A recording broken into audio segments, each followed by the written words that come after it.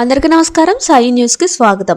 ఇప్పుడే అందిన వార్త. ఈపీఎఫ్ఓ ఖాతాదారులకు గుడ్ న్యూస్. మారిన కొత్త రూల్స్ ఇక నుండి ఇలానే. వివరాలు వీడియోలో తెలుసుకుందాం. వీడియోని మాత్రం ఎక్కడ స్కిప్ చేయకుండా కంప్లీట్ గా చూడండి. వీడియో కనుక మీకు నచ్చినట్లయితే మన ఛానల్ ని సబ్స్క్రైబ్ చేసుకోండి.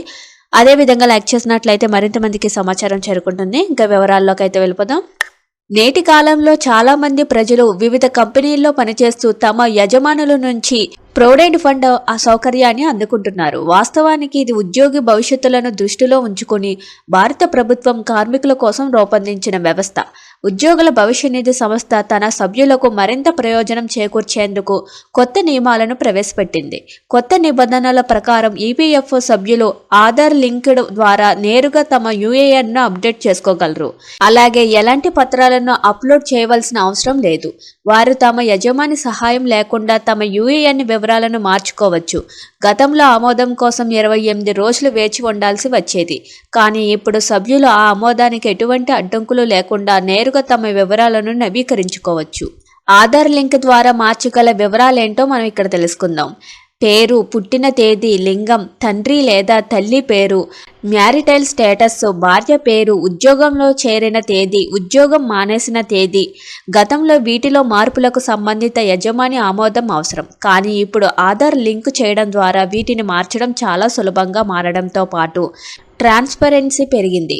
అక్టోబర్ 2017 తర్వాత యూఏఎన్ నంబర్ జనరేట్ చేయబడిన కొందరు మాత్రమే యజమాని ఆమోదానికి లోబడి ఉంటారు. అదేవిధంగా ఆధార్, పాన్ కార్డులను అనుసంధించడం ద్వారా చాలా ముఖ్యం.